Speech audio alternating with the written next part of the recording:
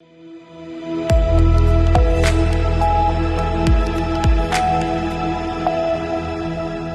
के बाद रुक करेंगे राजस्थान बुलेटिन की ओर, जहां बात होगी चुरू की, जहां बुद्ध पूर्णिमा पर देश भर के 24 लाख घरों में होंगे यज्ञ। साथ ही बताएंगे कैसे चुरू में शहीद राकेश कुमार मीणा की 15वीं पुण्यतिथि पर श्रद्धांजलि सभा आयोजित की गई।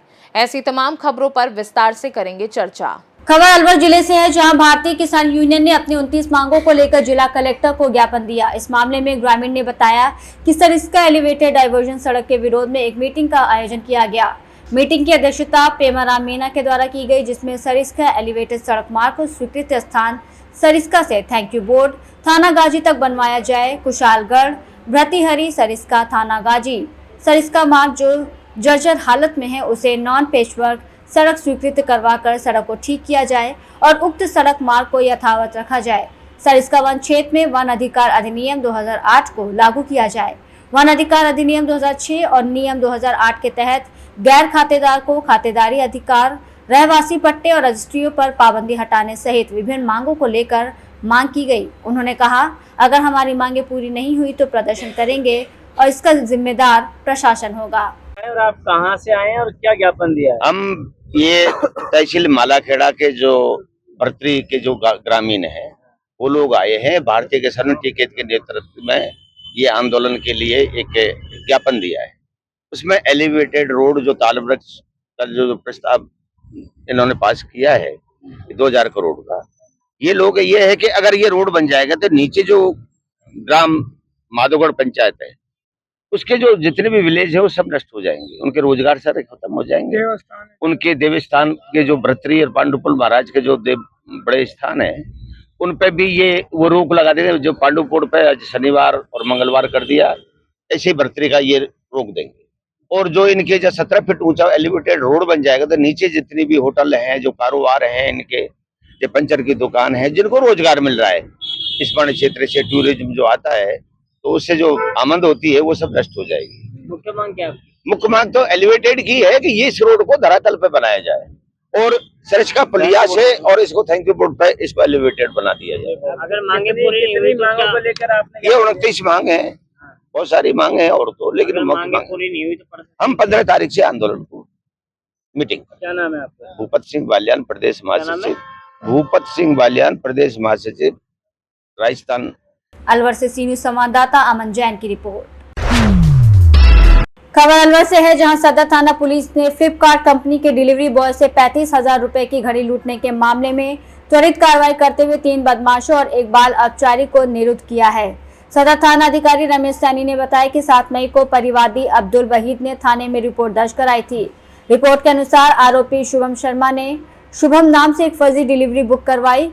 आरोपी ने पहले शिवाजी पार्क पर डिलीवरी के लिए बुलाया, लेकिन वहां सही पता नहीं मिलने का बहाना बनाकर टेल्को चौराहा बुला लिया। जैसे ही डिलीवरी बॉय टेल्को चौराहा पहुंचा, वहां एक स्विफ्ट कार में बैठे बदमाशों ने उससे डिलीवरी पैकेट छीन लिया और फरार हो गए। पैकेट में करीब 35,000 रुपए की घड़ी थी। पुलिस ने इस मामले में मुख्य आरोपी शुभम शर्मा, इसके अलावा दोनों आरोपियों को, आयुष को और लक्ष्य को 10 एक बाल अपचारी को हिरासत में लिया। पुलिस ने बताया कि पूछताछ के दौरान आरोपियों ने वारदात को स्वीकार कर लिया है। आरोपियों से लूटी गई घड़ी बरामद कर ली गई है और वाहन को जब्त किया गया है।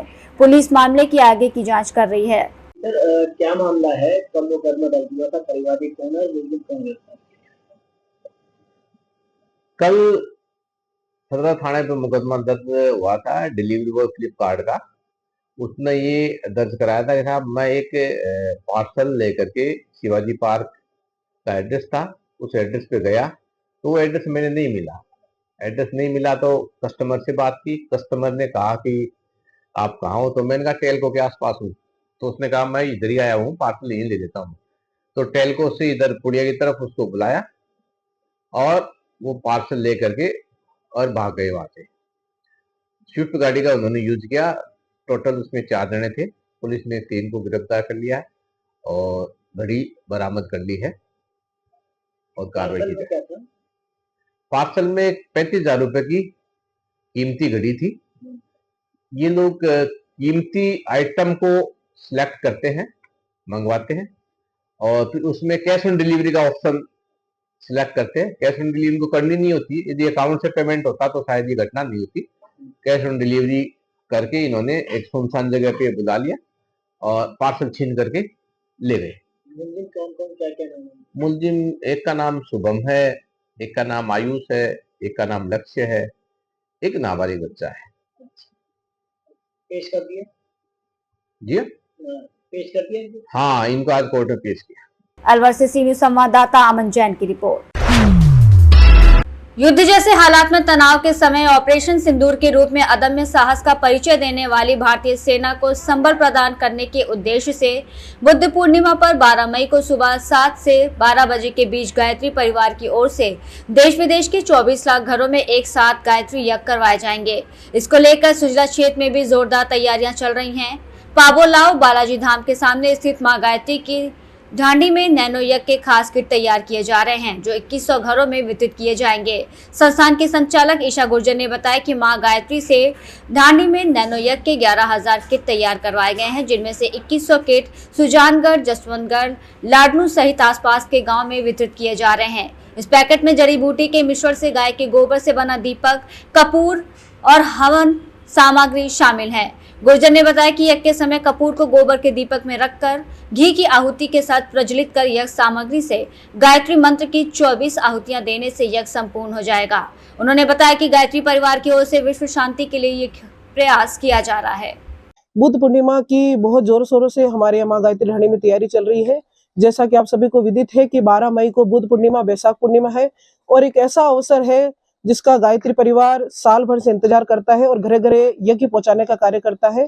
और हमारे देश भर में 24 लाख घरों के अंदर 12 मई को सूक्ष्म यज्ञ होगा और मां गायत्री ढाणी में भी इस तरह के सूक्ष्म यज्ञ के जो किट है तैयार किए जा रहे हैं।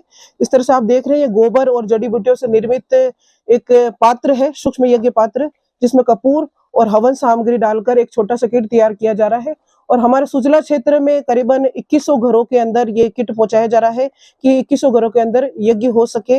इसके अलावा डीडवाना जिला और नागौर जिला के जितनी भी शक्तिपीठें हमारी गायत्री शक्तिपीठें हैं, वहां पर भी ये किट पहुंचाए गए हैं। मेड़ता में, डेगाना में, कुचामन, मकराना, डीडवाना सभी गायत्री शक्तिपीठों में इस तरह के किट पहुंचाए गए हैं। लगभग हमारे डीडवाना, नागौर, डेगाना उपजोन के अंदर 11,000 घरों में ये नैनो किट पहुंचाया गया है, जिससे घर घर में ये सूक्ष्म यज्ञ हो सके। समय सुबह 7 से 12 का रहेगा। चूरू से सी न्यूज संवाददाता पवन शर्मा की रिपोर्ट। खबर अलवर जिले के राजगढ़ से है, जहां उपखंड क्षेत्र के दुब्बी गांव में शहीद राकेश कुमार मीना की 15वीं पुण्यतिथि पर श्रद्धांजलि सभा आयोजित हुई। सर्व समाज हेल्प टीम के संयोजक प्रकाश भाबला दुब्बी ने बताया कि केंद्रीय रिजर्व पुलिस बल समूह अजमेर के डीआईजीपी संजय यादव के निर्देश पर सब इंस्पेक्टर गजराज सिंह ने और पुलिस थाना राजगढ़ के एएसआई रामचरण मीना और ग्रामवासियों ने शहीद स्मारक पर श्रद्धांजलि अर्पित की। इस मौके पर सब इंस्पेक्टर वीरेंद्र सिंह ने कहा कि देश के लिए प्राण न्यौछावर करने वाले शहीद की शहादत को पूरा देश नमन करता है।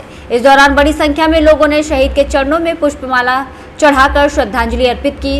इस दौरान मौके पर सैकड़ों की संख्या में लोग शामिल हुए। राजगढ़ से सी न्यूज संवाददाता राजकुमार गुप्ता की रिपोर्ट।